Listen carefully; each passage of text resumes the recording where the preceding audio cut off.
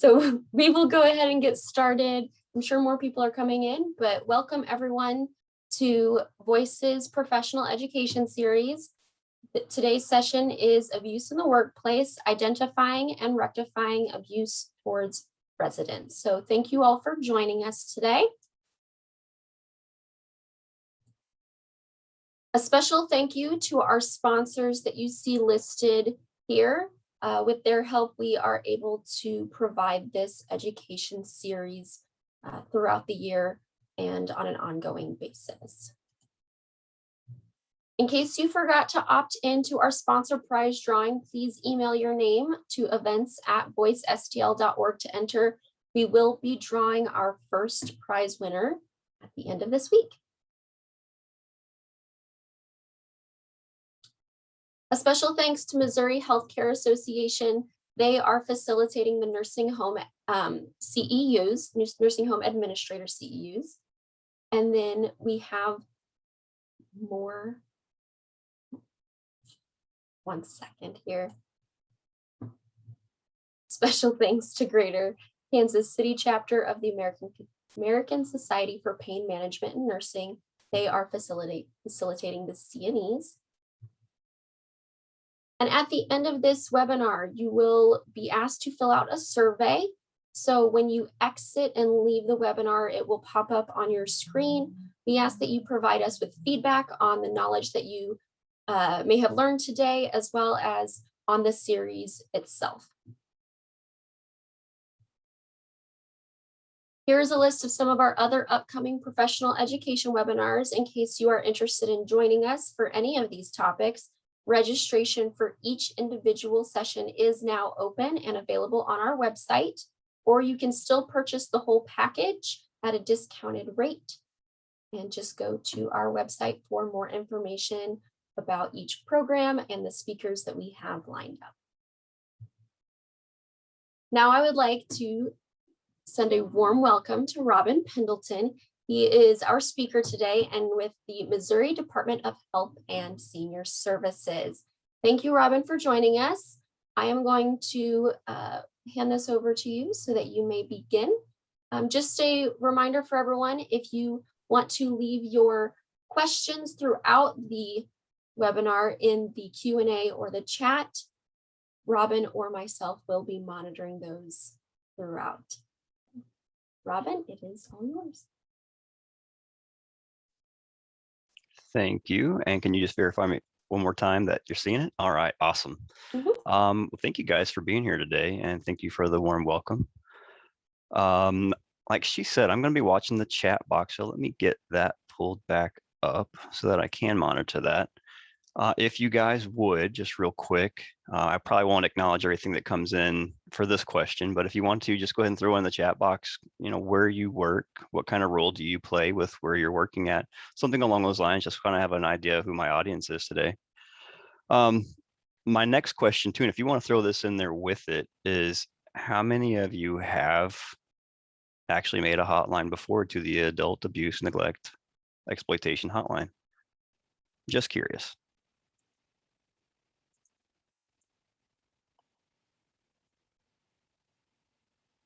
Yeah, and it's okay if you've never made a hotline. I'm kind of thankful that you've never had to either.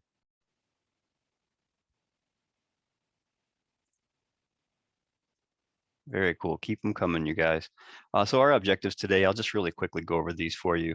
I do want you guys to understand more about what an eligible adult is, what makes an eligible adult for us, who mandated reporters are, what some of those risk factors are for our elderly and disabled populations. And then I want to go over some of the signs, symptoms of abuse, neglect, and exploitation, as well as what happens after the call. And then I'm also going to talk a little bit today about bullying. That's something that I know everybody wanted to hear about, as well as harassment and how those are tied together, as well as reporter immunity and how to kind of keep yourself safe and protected when you do make reports.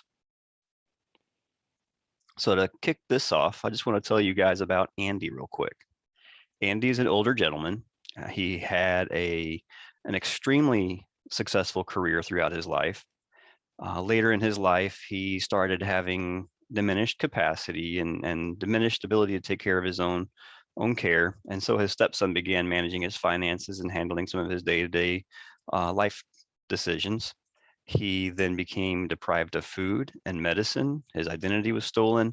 And he mentioned that he felt like he was a prisoner in his own home. Now, to point out who Andy truly is, his true identity is actually Mickey Rooney.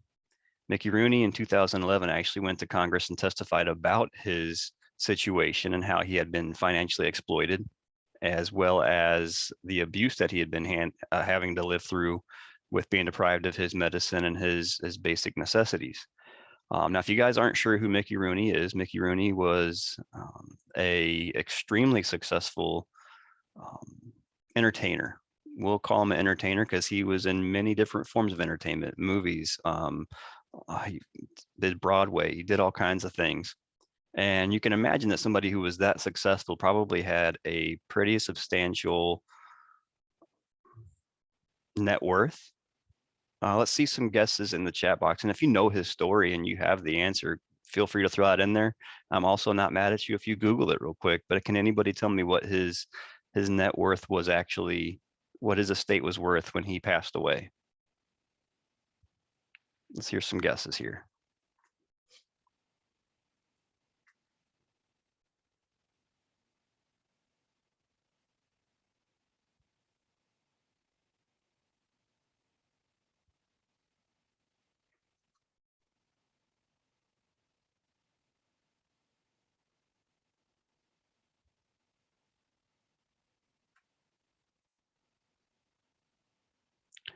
Yeah, Marjorie, you said 20,000. It was actually a little less than 20,000, but that's pretty close. I think when they put a lot of the stories out and they kind of round some of that stuff up, 20,000 or less. Yeah. And his stepson and his wife had actually exploited him for millions of dollars. And he was during that time frame still making movies, still making appearances in TV shows and things like that. And so it was happening even though he was still in the public's view. It just being covered up that well that it was still happening. So all that to say that this can happen to anyone, whether you're filthy rich, dirt poor, elderly, young and disabled. This can happen to anybody and anybody around us. And so there's no safeguard to say that if you live in this walk of life, you're okay. We're all vulnerable. And we all have people around us who have those vulnerabilities that we need to watch out for. And so the Missouri Department of Health and Senior Services has a branch called Division of Senior and Disability Services. And that's where the Adult Protective Services is housed. That's our group that goes out and investigates those accusations, those hotlines that come in about abuse, neglect, and exploitation. And we are statutorily tasked with this. And we're mandated to investigate, provide protective and support services. And what we do with those is we go in and make sure that this person is safe and that we can put in place as many services as we can to keep them safe and to allow them to stay in their homes as best they can and have all of their daily needs met. We do want to empower them so that they can do things for their own still. We don't want them to be relying upon help from anybody if we can keep from it. We want them to be able to still care for themselves in the least restrictive environment possible, which in our view, if we can keep them in their homes, we want to. Now, if that's not the case, we need to go someplace else, and we're going to try to help them with that as well. And if you guys have questions at any time, throw those in the chat box. Our eligible adult criteria. Missourians who are unable to protect their own interest or perform or obtain services to meet their needs and are 60 and older or 18 to 59 with mental or physical disabilities. Now I'm going to go over that one more time just to clarify it because it can get kind of confusing when you're like, well, does that mean every person that meets this? So let's talk about the mental or physical disability first. This does have to be verifiable by a doctor. There has to be an actual diagnosis there. It can't just be that somebody looks at someone in their life and says, oh, I'm pretty sure they have a disability. I'm pretty sure they have this going on with them. There has to be something that's verifiable there. I want to go back up to that sentence. Who are unable to protect their own interest or perform or obtain service to meet their needs.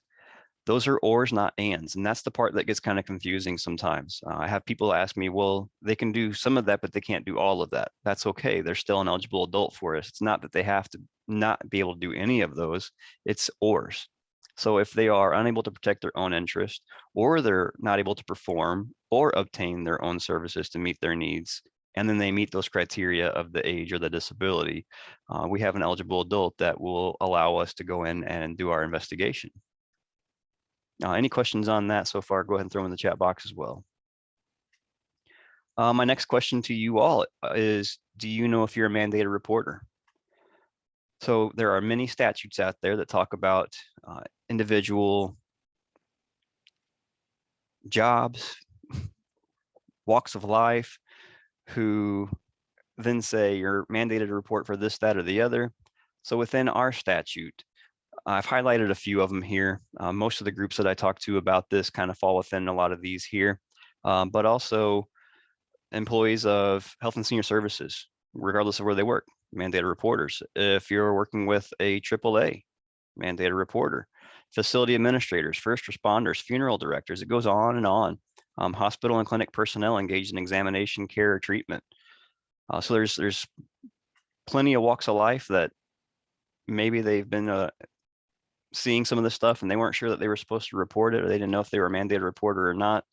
And so I'm super happy that you guys are interested in learning about that today, in case you were curious, or you have people around you who are curious who is a mandated reporter. Now, the other thing is that you don't have to be a mandated reporter to report adult abuse, neglect, or exploitation. If you have people who are seeing things, encourage them to report, encourage them to make those reports. One of the things that I'll talk about a little bit later is how severely underreported adult abuse, neglect, exploitation it actually is. It's far too prevalent. Now, before I move on into the statutory authority, I do want to talk about that reporter immunity that I mentioned. So I'm going to read you straight from the statute. All reporters who are mandated to report under their specific statutes, who report or cooperate in the administrative or judicial proceedings arising from making a report which alleges abuse, neglect, misappropriation, or falsification, shall be immune from criminal or civil liability for making a report or testifying. This immunity applies unless the reporter benefits from that, or they have made falsifications on their own, if they have made false reports negligently or in bad faith or with malicious purpose, or they have abused, neglected an in-home service consumer or consumer-directed service client, they have abused or neglected a facility resident, they have been found guilty of elder abuse or committed perjury under oath. Otherwise, you have that reporter immunity. Now, that's by statute. Now, what I have found over the years, my background is with departmental health before I came over to health and senior services. And what I have found is that different facilities, different hospitals, different homes, different places that we may have reporting needing to take place, they also work under these same statutes, but they may also have some policy set in place for their individual work environment on safeguards for retaliation from worker to worker if somebody were to report along those lines. The other thing that I will tell you from many years of experience and having to speak with investigators and testify on things and report. I'm having to make reports myself. I've had to look at a lot of the reports that have come through. Once you make a report, this is the part that's kind of tough to really think about for a couple different reasons. One, once you make that report as a mandated reporter, we may contact you. Our field staff may call you back after you've made that report and say, hey, calling to get a little bit more information or clarify the information that we were given. And if they do that, unless there is a need to keep you involved in the case, you've done your job. You've done your due diligence as a mandated reporter. You can rest assured that you've done what you should do. The rest lies in us on our lap to take care of that then. How many of you that have said that you have made a report, whether that be for us or for Children's Division or anyone else, after the fact, you're kind of wondering, well, I wonder what happened next. I wonder if they got help. I wonder if this, I wonder if that. That's the hard part. Because if you're done with it and we're done with your part of it and we don't contact you back, we're not following up with you to share all that extra information either. Our clients do have the right to confidentiality. And so you've done your due diligence by making that report. We're probably not going to call you back to say, hey, here's all the stuff that we're doing. Here's all the stuff that's going on. Thanks for reporting it. and yada, yada, yada. We're probably not going to do all that stuff because, again, they have that right to confidentiality. So that's the tough part from your end on the reporting and kind of being left in the dark after the fact. Now, when we're talking about that reporter immunity, again, we have this statute that covers you, protects you from the liability and the judicial side of things because you've done your due diligence as a mandated reporter. Whether you're doing this as a field worker, you're doing this as a hospital staff, nursing home, wherever you may be, here's the one thing that I've seen over the years that gets people a little bit more in hot water with the people around them or the person they reported with more than anything. And that's that you tell people about it. As a mandated reporter, your due diligence is to make that report. And then rest assured that somebody's going to follow up with it. What I've seen so often is I make this report. I see this really bad situation happening. I report it. Maybe I know that this bad situation was my supervisor was the one that did this. And so I report it because I'm a mandated reporter. And then I go to Chin and I'm like, Chin, guess what, man? I had to make a report on my supervisor. She was doing these things that she shouldn't do. Here's the situation. And I trust Chin. But then Chin's like, whoa, that was really bad. And then Chin goes and tells somebody else, and they tell somebody else. And it's that whole telephone game. And before long, that word gets back that I made this report. Who's going to be upset with me? Who do we then have to worry about the retaliation coming from? That's the kind of stuff that I see within places like that, where there are the people around that you may be reporting on. And so my best piece of advice is rest assured and that you've done your due diligence in making that report, and then keep it to yourself. Now, if you have to have consultations with supervisors for, Chin totally will do that. I do believe that, Chin. No, I'm just kidding. If you have to consult with supervisors about things that you've done and you've got that confidentiality going on there with that, by all means, continue with that. But otherwise, I would say you make your reports, you've done your due diligence, keep that to yourself.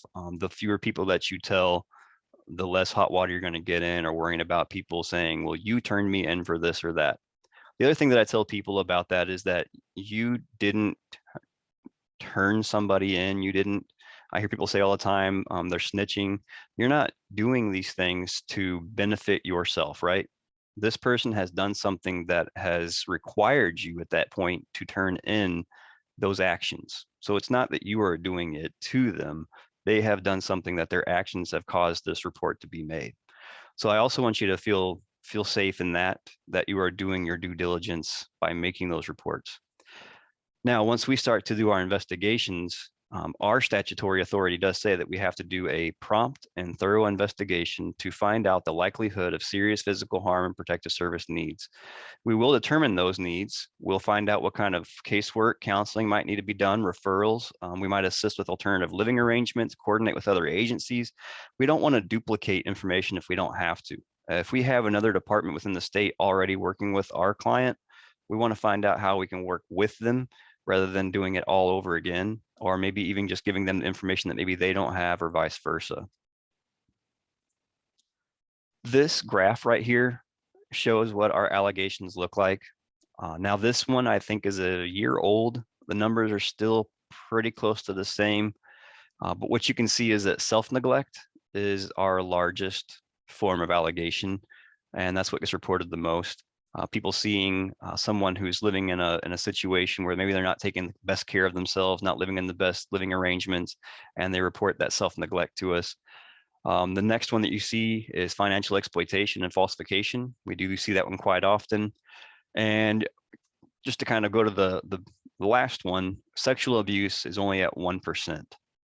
Now the good news, bad news on that, and for all of these, the good news is that 1% is not that much. The bad news is that all of these are severely underreported. So I'm really hoping that there's not a ton of any of this stuff truly happening. But like I said earlier, it is severely underreported. All right, so let's talk about abuse. Does anybody have any questions so far?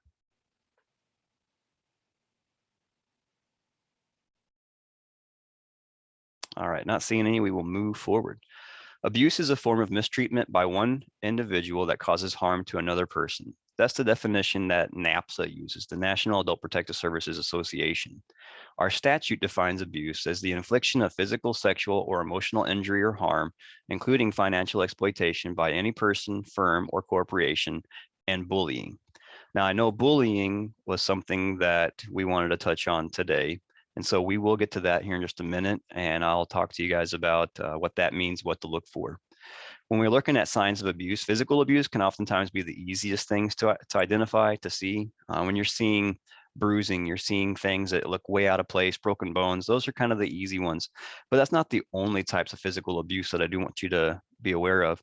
Slapping, hitting, beating, bruising, again, sometimes much easier to see, but it could also include confining somebody against their will, locking them in a room, or tying them to furniture. Let me ask you this, just as a scenario. What if you go up to a house and you see on the outside of this house a padlock locking that door from the outside? Does that raise red flags for anybody?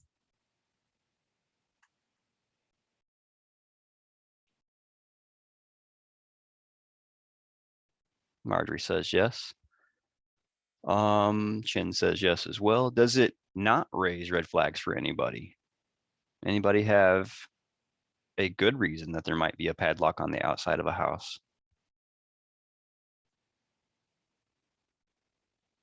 By the way, while you guys are putting your answers in, if you see me looking back and forth, I have two screens up, one with my chat box open and one with my presentation for you guys. So I hope I'm not making you dizzy by looking back and forth. So in most cases, I would say if I see that padlock and I've already gotten reports that somebody's being held against their will, or I'm not seeing them very much like I did used to, whatever that may be, yeah, absolutely, it would raise a red flag for me. And I might even be looking to make that hotline call in to say, hey, I think this person's being kept against their will. Now I have responded to some of those where there was legitimate reason for that padlock on the outside of the house. Locks on the door break, have a padlock laying around.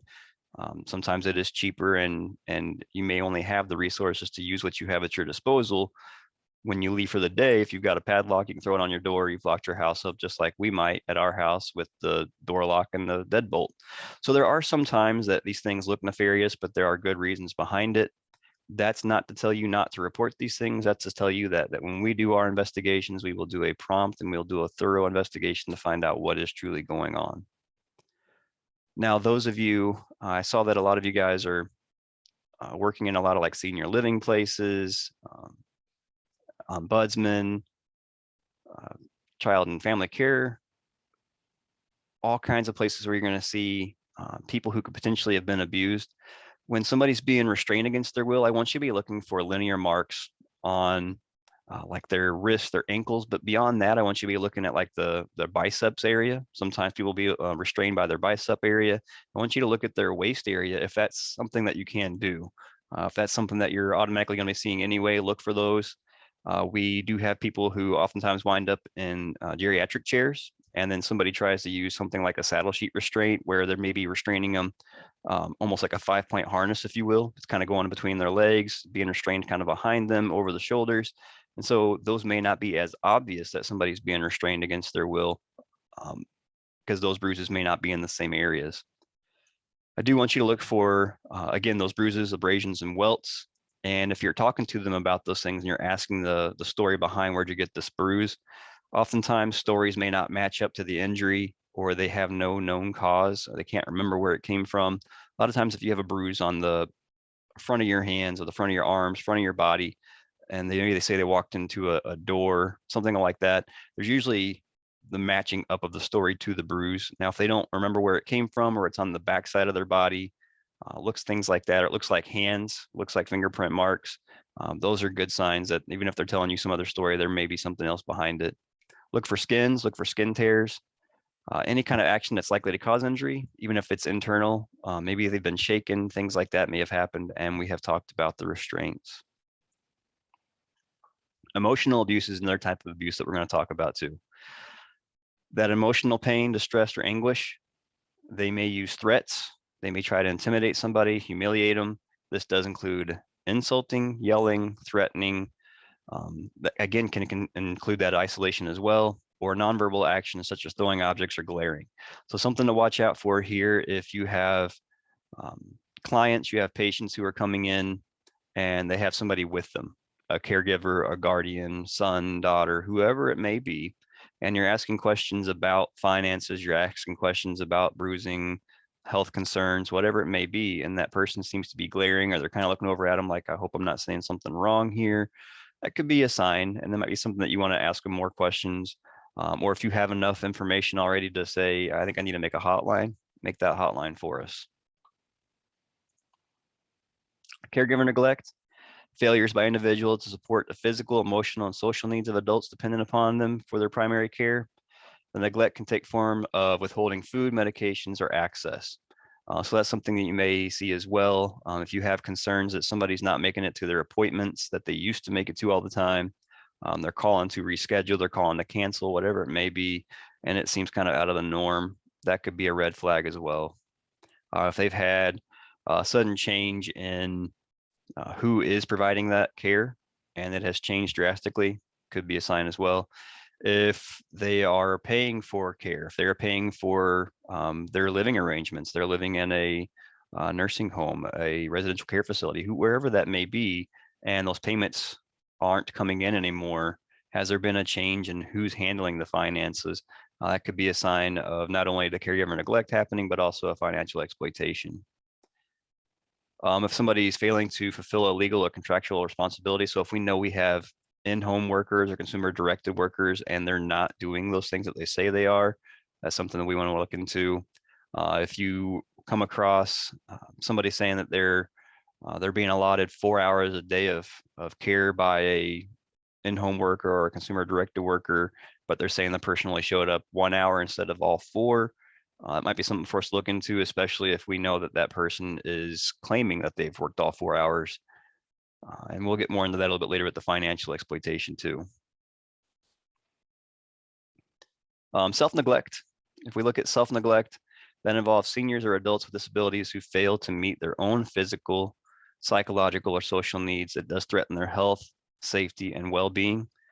That could be food, clothing, shelter, healthcare for one's own needs. Now, I haven't talked about this part yet, and this is probably one of the most important pieces to our eligible adult criteria, as well as our cases in general.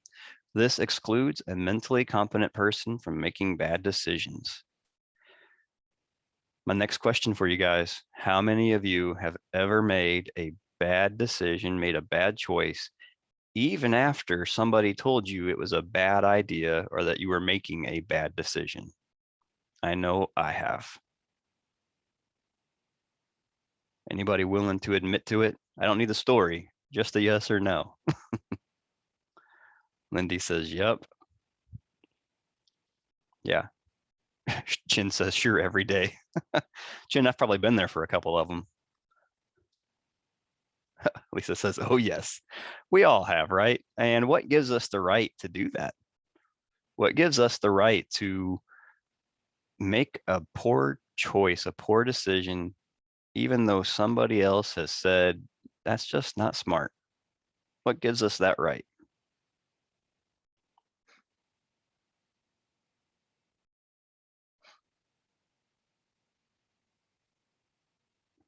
Any guesses? Free will, absolutely. As long as we are mentally competent, our own person, we have that right to self-determination, that right to autonomy. We have that right to make poor choices, right? And like some of you said, we've done this more than once, right? We maybe even continue to make the same poor choices or poor ideas come to our minds and we do them. That's okay, right? I mean, we might have a consequence for it, but nobody can force you not to do it if you are a competent person. Well, even though we may have an eligible adult, if they're mentally competent, I can't force them to change what they're doing. As a DHSS employee, I cannot force that. And so what I can do is I can educate, I can provide information and resources. I can help them see why these things might be a poor choice. But at the end of the day, if they're mentally competent, I can't force them to change their lifestyle. And that can be very frustrating, not only for our hotline workers, our field staff workers, but also for anybody who's making this report. You as a mandated reporter, fill out that form, you submit your report to us, and you're like, I know that this is self-neglect. I know that this is not smart. I know that this person's life is in jeopardy because of the choices that they are making. And we go out to see this person and they say, thanks, but no thanks. This is my life. I'll live it how I wish. Please go away and leave me alone. They're not typically that friendly and cordial about it when they tell us that, but that's kind of the gist of what they say. And at that point, there are some cases where we just have to walk away at that point because we can't force them into that. And that doesn't always feel good from anybody's viewpoint, regardless of whether you were the reporter who is still seeing this person living in the same situation, or our field staff who maybe wasn't able to convince them to accept our help, because our services are voluntary. We get there and that person doesn't even let us in the door. We can't force our way in. We are very voluntary in that regard. So some examples of self-neglect that you may be seeing: poor hygiene, unhealthy and hazardous living conditions, health problems that aren't being treated, loss of weight that's not healthy, and frequent falls. Those are all things you might see very frequently that you might want to report. But again, if they're mentally competent, some of those things I may just be able to educate, but I may not be able to do much about afterwards. And that's tough. Now, our workers are really good about getting in there and getting their foot in the door and trying to convince this person to accept help. How do you determine if someone is mentally competent? So what we do typically is, if we don't already have that information, our workers, before they go out, will be trying to verify medical diagnosis. They'll be looking at different background information that they can. And so if they can see that this person's already had maybe a mental capacity exam done, they see this, that, or the other, that's one way that we do it. When we get into the field, we oftentimes do some kind of like a SLUMS, like the St. Louis University Mental Health Status Exam. We'll administer one of those. And then if we have concerns that there is diminished capacity, then we can request to have a more thorough evaluation done. If somebody has a guardian, then that at that point already kind of determines they don't have that that same level of autonomy anymore to make those decisions for themselves. And then we look in with our guardians and see what the guardianships say. There's a lot of different steps that we'll take. That was a really good question. I hope that I answered it well enough for you there. But yeah, we're not in the field going to be making that final determination of whether they're competent. We can make that initial assessment and then look through that. Can you give any consideration to family members' concerns about competence? Do you mean by that the family is concerned that they're no longer competent, that they're having diminished capacity, et cetera? Is that what you mean? Yeah. Yeah, we absolutely can. If we're talking with family and this person, maybe they don't already have a guardian, they don't already have somebody in place to help with those kind of decisions.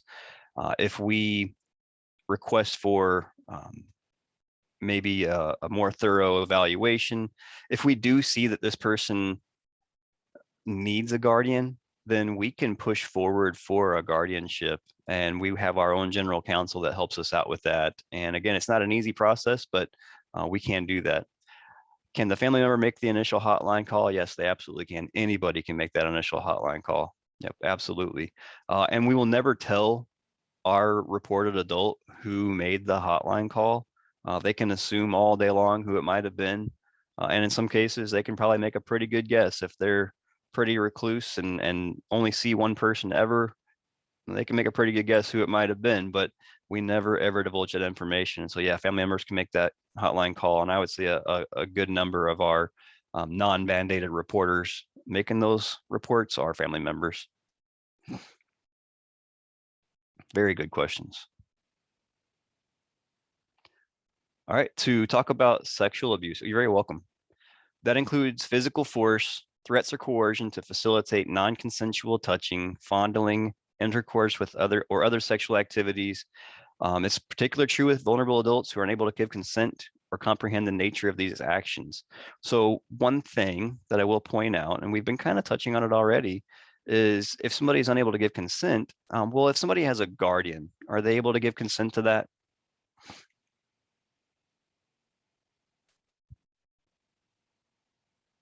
I guess I should say, can they legally give consent to that if they have a guardian?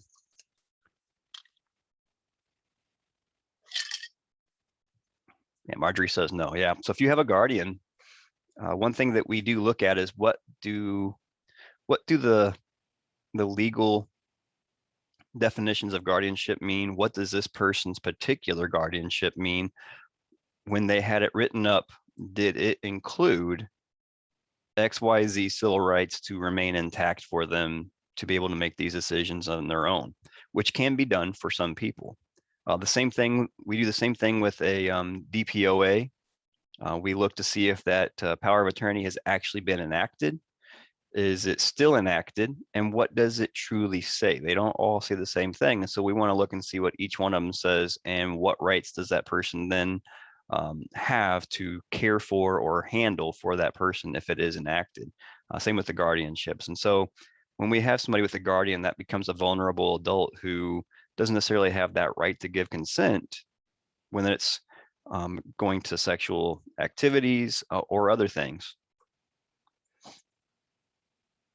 Financial exploitation, let me back that up, I'm so sorry.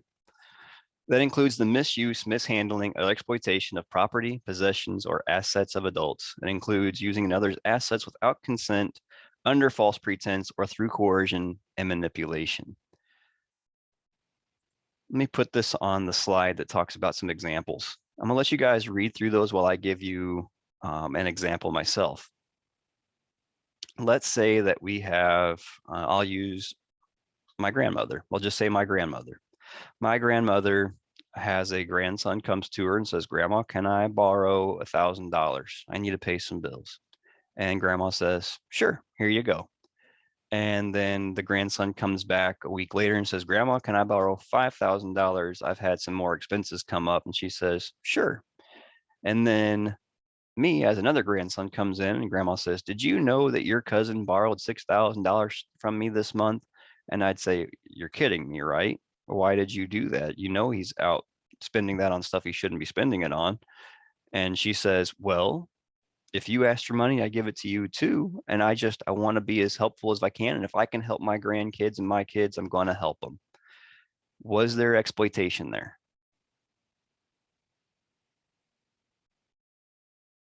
What do you think?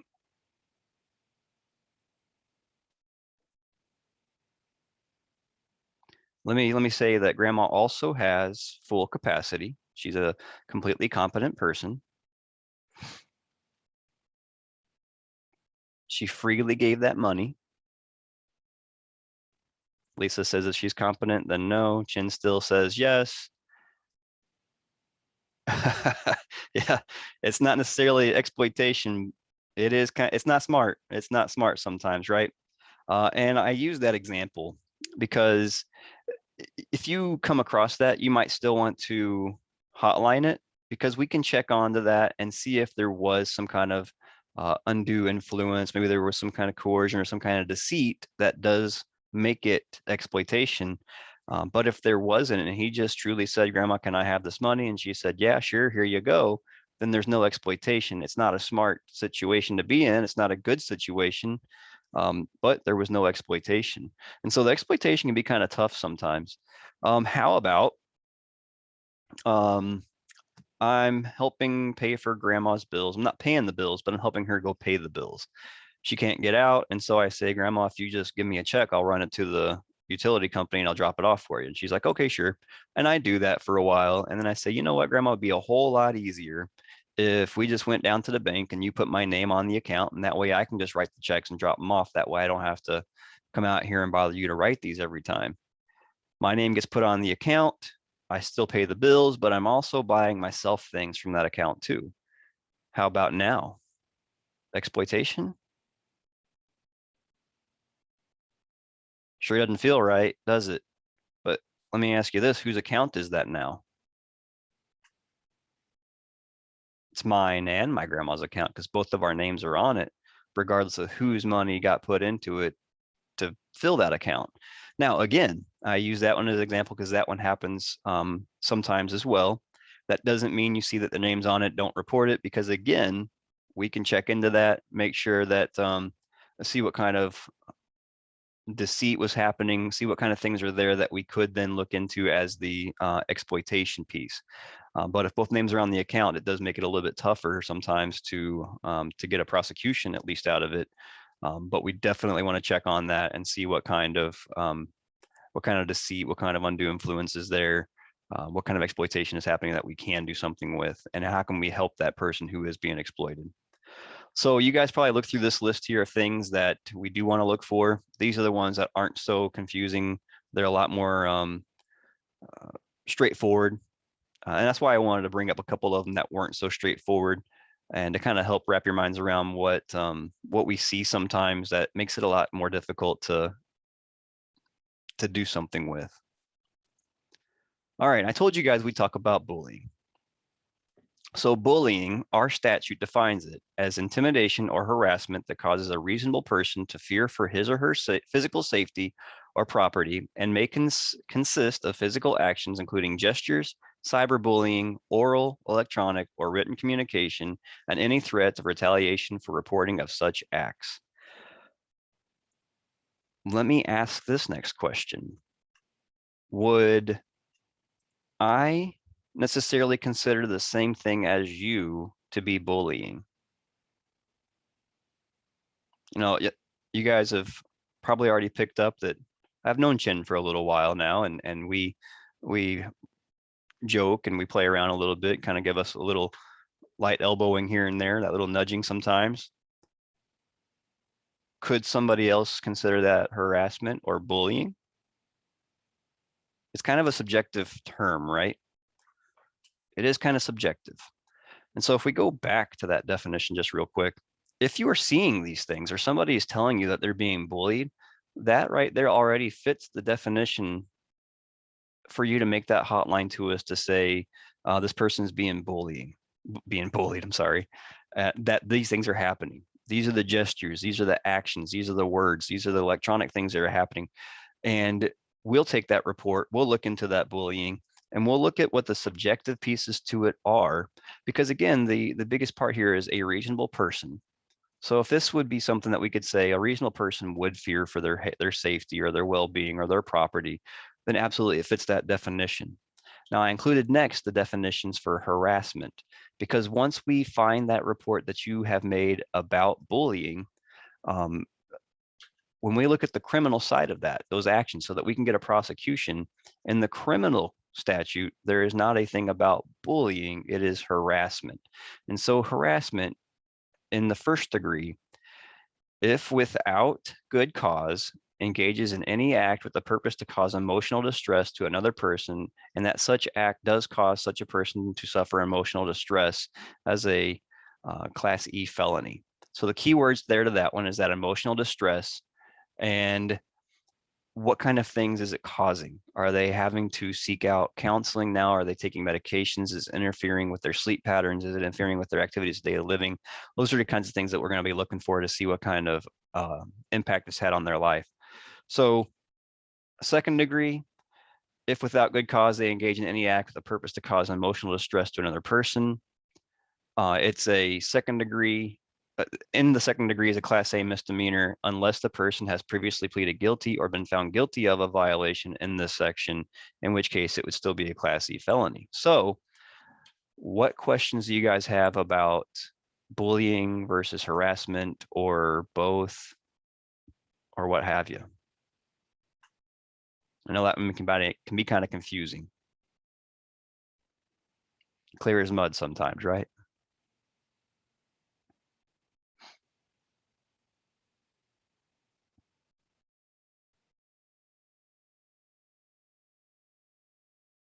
All right, so if you are typing a question, by all means, keep typing. Hopefully that, though, helped clarify some of that stuff. If, again, just to reiterate that if you have bullying happening, somebody saying they're being bullied, make that hotline for us. We will look into that bullying, and we're going to start looking for that emotional distress. We're going to start looking for that distress situation of what's going on with that. Harassment seems like a more formal definition or situation of bullying. It kind of is. Yeah, the prosecution towards these things, and that's why I wanted to clarify that. Now, once you guys have made your report, you've done your due diligence, like I've said before, and then it's on us then to say, how do we then help this person? And if there's a crime being committed, how do we then get that prosecution? And so sometimes it can be hard to pursue it legally. And a lot of what we look at and what we see is very subjective. And so what we do is a fact-finding investigation to support the subjective natures. We find those facts, we put those in. And that's why I say we're looking at that emotional distress. What kind of things is this truly causing? What can we then say, here's what it is? Those with dementia, those neurocognitive disorders, absolutely. Sometimes that makes it more difficult. We have to find out what is truly there, what is truly happening, what kind of things are being found by a medical professional. What do we have that we can back up our claims, and what's the facts? What are the facts here? So yeah, absolutely. So when to report. So any of the stuff that we've talked about before, I do want you guys to report any of that stuff. This slide here just kind of reiterates some of those pieces. A couple of things that I want to point out on this one is if there's a sudden inability to meet their own needs, make a report. Something might be happening. If they have disappeared from contact with neighbors, family, friends. So if this is something in your personal life or your professional life, either one, somebody has just kind of lost all contact, what's going on with them? Is there something there that maybe we need to be checking into? If you're seeing any kind of physical injuries that seem out of place or there's no good explanation for them, again, could be something to watch for as well. If we're seeing inappropriate clothing for the, especially for the season, it's 100 degrees outside. If you see somebody wearing multiple layers or turtlenecks, long sleeve shirts, things that might be trying to cover up bruisings, things that might be showing signs of maybe even diminished capacity or mental health issues manifesting at that point in time, we want to see that. We want to be able to try to help as much as we can. Or if somebody appears hungry, malnourished, or dehydrated. Now you will have these slides, like Lindy says, so you'll have this adult abuse neglect hotline number here. The hyperlink is actually the one that we encourage our mandated reporters to use. This can be used 24/7. You go online, you fill out the report, and you submit it. And then, like I said, the field staff person will probably be reaching out to you to kind of clarify some information and go from there. After the call, after that hotline report is submitted, our investigations are initiated within 24 to 48 hours, depending on the classification. If it's a emergent type situation or a life-threatening situation, it's going to be within 24 hours that we're going to make a face-to-face with them.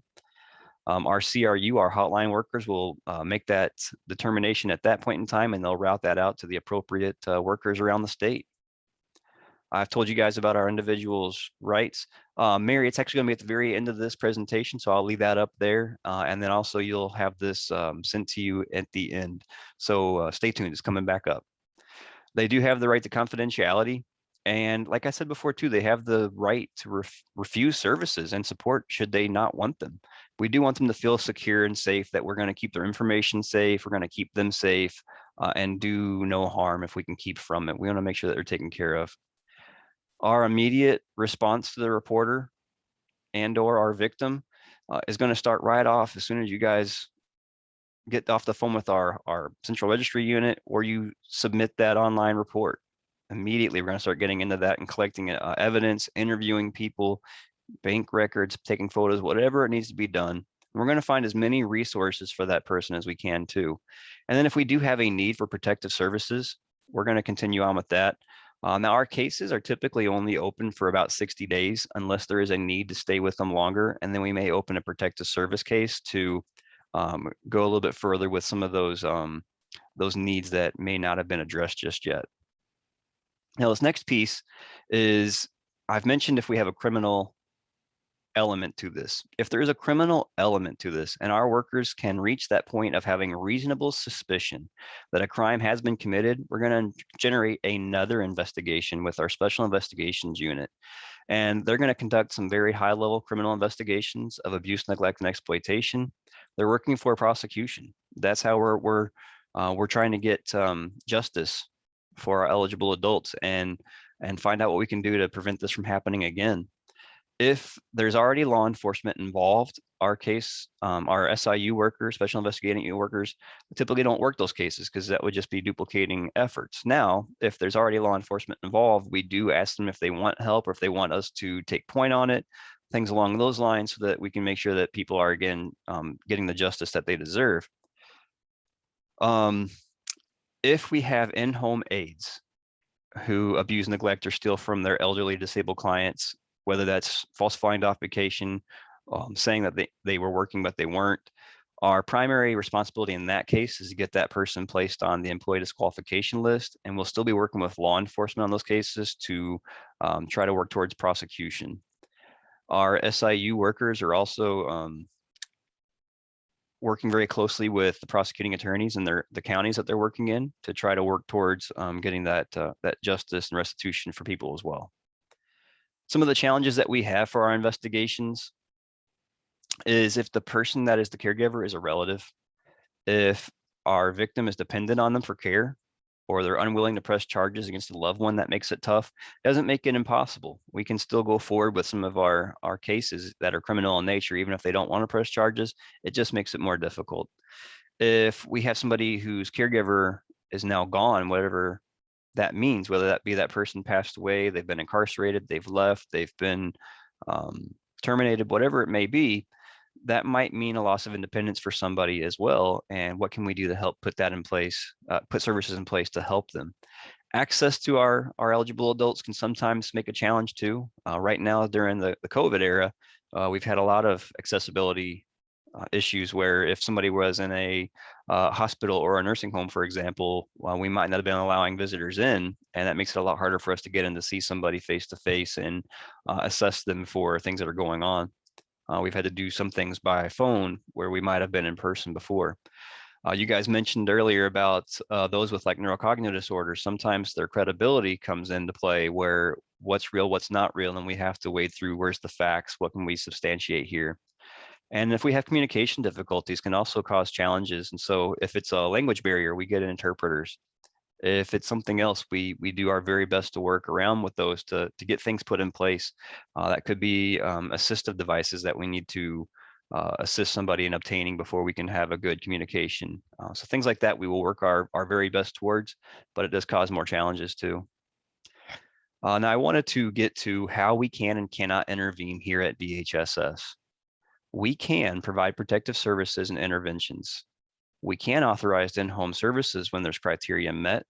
We can intervene when an adult is incapacitated and needs medical or mental health intervention.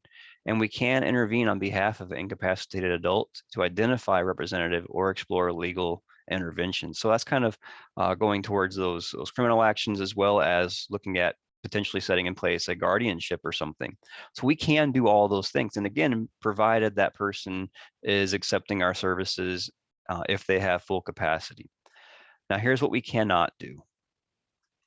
We cannot ever, under any circumstances, transport somebody to any place, no matter what the emergent situation may be. We cannot ever remove or evict an adult from their home. We cannot place an adult in a mental health facility, nursing home, or hospital. And we cannot force a competent adult to change their behavior or lifestyle. Contrary to, we'll call it popular belief, when we go out to see people, they have been so accustomed to what they may have seen on TV, what they may understand from children's division, what they may understand from other things, to say, oh, you're here to force me out of my home. You're here to take me to a nursing home. We have people threaten their loved ones with us as well. Like, well, I'll call DHSS and they'll come take you out and put you in a nursing home. We cannot do those things. Even if we have somebody who's in a mental health crisis, we can't take them to a mental health facility. In those cases, we have to find law enforcement to come in to help us out with that. We may need family members to help us out with that. If we have people who we are worried about their well-being and their safety, and we need to do a well check, again, we can't go into somebody's house without that invitation. So we may be contacting law enforcement or someone to do a well check for us. So there's definitely some challenges there for us. But I do want you guys to be aware of what we can and cannot do. And again, Mary, here's that number again for you. I'll leave this up while we finish this out. We have about 5 minutes left. If you guys have any questions, I'm open to answer anything that I can.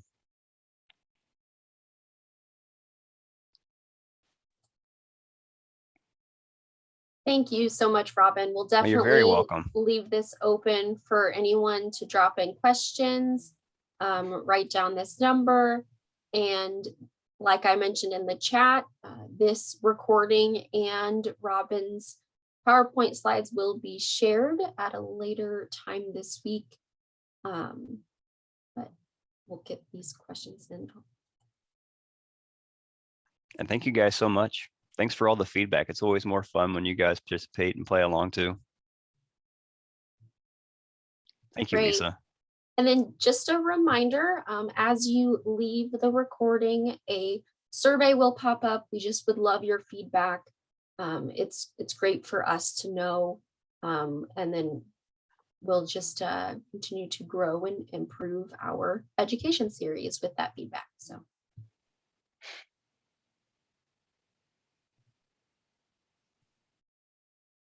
If you guys ever have any questions, maybe you didn't think of it today, maybe there's something that you think of later that maybe I didn't cover as well as you'd have liked, feel free to reach out to me or make a call to that hotline and they'll work you through a lot of that stuff too. Now, if you're confused or you're not quite sure, whatever that situation may be about a case, our hotline workers do a really good job of helping to weed things out, and they'll work you through whatever question it is that they need to find out if we have an eligible adult. If somebody doesn't like the conclusion, who do they appeal to? Are you talking about whoever makes that report, the person who's making that hotline? A lot of times they may not know what that outcome is. They may assume what the outcome has been. But if they have a complaint, they can always make a call to this hotline. They can make another report if they feel like things aren't happening. They can contact us here directly at DHSS to say, hey, I don't feel that this was taken care of appropriately. And we'll do an internal investigation and search on what was handled with that case too. And so there's several different ways that they could appeal to that. But yeah, if they feel that that due diligence was not given to this case, I would just recommend they reach out to DHSS and ask to speak to us within the Department of Senior Disability Services, and we'll look into it.